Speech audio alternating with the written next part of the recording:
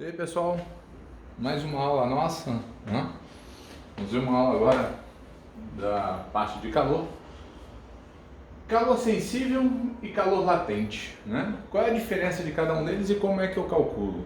Bom, calor sensível eu utilizo quando eu tenho mudança de temperatura.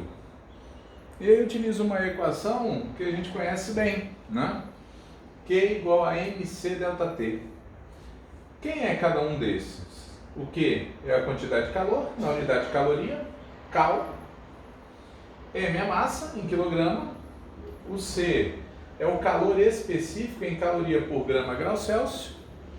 E ΔT é a variação de temperatura em graus Celsius. Essa também é chamada equação da calorimetria, né? Na sala de aula a gente daria o nome de quimacete, né? Mas essa é a equação do calor sensível. E quando é que eu tenho o chamado calor latente, né? Quando é que eu emprego o calor latente? O latente é quando ocorre mudança de estado físico. E essa é a principal diferença. Calor latente. Mudança de estado físico. E a nossa equação é uma equação simples também, que M vezes L.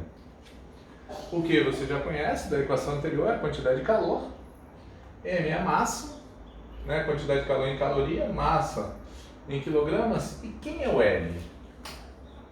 L é o chamado latente, quando eu tenho mudança de estado físico. Então eu posso ter o latente de fusão, latente de vaporização,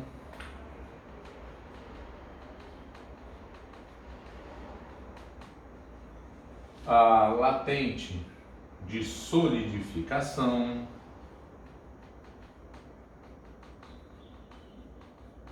então eu tenho vários os latentes, né? A minha equação eu só substituo L, qual é o tipo que ele é. E qual é a unidade do latente? O latente é medido em calorias por grama. Essa é a unidade do latente. Mas como seria, né, empregar, né, essa mudança de temperatura, mudança de estado físico, né? Como é que seria isso num problema? Como é que eu poderia representar? Então nós vamos representar os dois, tanto o calor sensível quanto o calor latente, utilizando um gráfico. O gráfico ele vai dar uma noção boa de quando é que eu uso. Imagina que você tenha a água a menos 20 graus Celsius, e aí ela está no estado sólido, né? Ela é o gelo.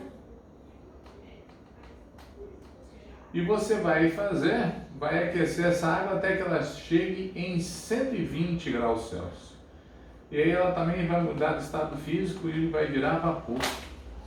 Como é que seria um gráfico desse tipo, né? Vou fazer um desenho aqui.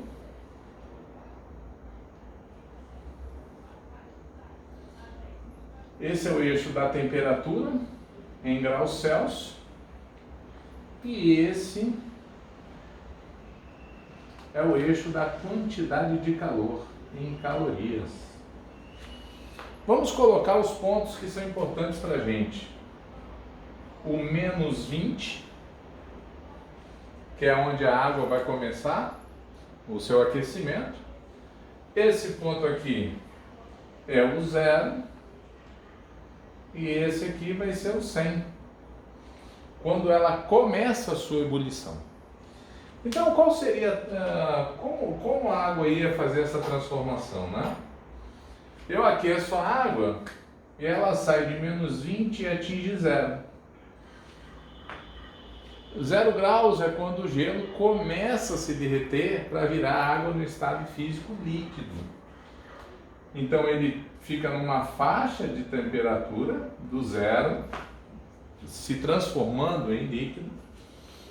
A temperatura sobe até então atingir os 100 graus.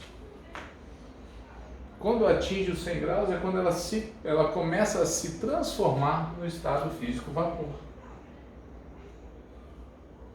Fica nessa faixa de temperatura até que chega lá na temperatura final, né, da água, que é os 120.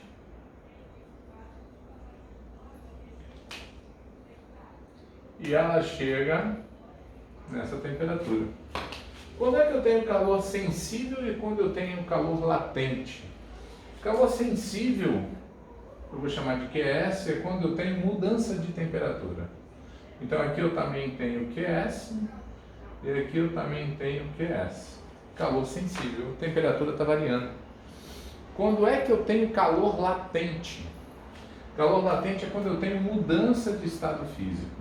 E para substâncias que são puras, no caso a água, que a gente está usando a substância pura, a mudança de estado físico ocorre em temperatura constante.